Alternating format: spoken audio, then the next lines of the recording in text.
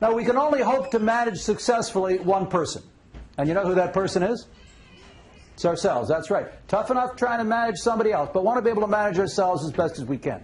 Want to be able to adapt from the greatest number of sources. This is a picture of my Minister of Priorities for T.R. Paulsen and Associates. This is one of my grandsons. This is Tristan. Now, we figure those dimples are going to get him out of jail a few times. Well, ladies and gentlemen, it's always a test. It's always. Listening is one of the most important things that we can do, but it isn't taught all that much. A lot of people will put up their hands and say, I'm not a good speaker. Whoever says I'm not a good listener? Not that many people. I'm a past president of the Canadian Association of Professional Speakers, and there's a lot of places you can go to learn how to speak and speak better. You know what there isn't? There's no Canadian Association of Professional Listeners. So I say no. Collecting the money is what we do, but our objective is to create and maintain a customer. Go. These are not customers. These are crooks.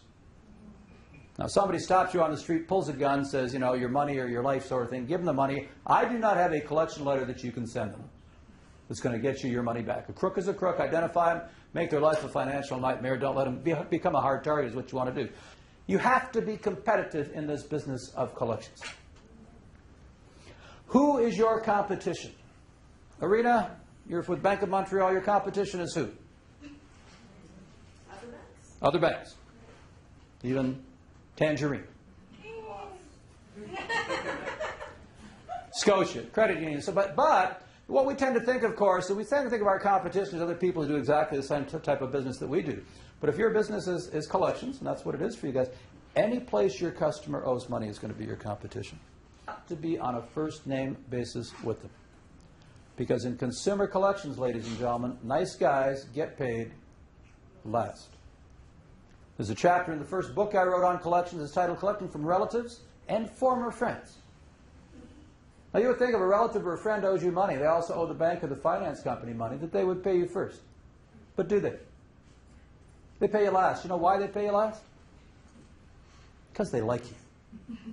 A lot of people wanted to deal with these customers before, but not when things go bad, do they? Now, if there's a fire in your home and you can get to it in 5 minutes versus 55 minutes, you got a better chance of putting out the fire.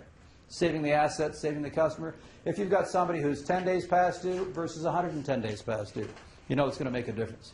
So we are a lot like the fire departments. Fire and rescue is what it's all about. Now, the collection hokey pokey. You know the hokey pokey song? Put your right foot in, your right foot out, shake it all about, and so on. The collection hokey pokey, you should have put something in, you didn't, you left something out. This river I step in is not the river I stand in. This river I step in, not the river I... You step in the river and the river moves. It's not the same river that it was before. A number of us may be new to this business of accounts receivable collections. Some of us, we've been around for a period of time. But the river is not the same. The technology is not the same. We're not the same people. The economy is not the same. Custody, the clients that we have to deal with, whether it's consumer or commercial, is not the same. So the river has changed, and it's going to change even by the end of the day. So I ask you to keep an open mind as best as you can on some of the things that I share with you.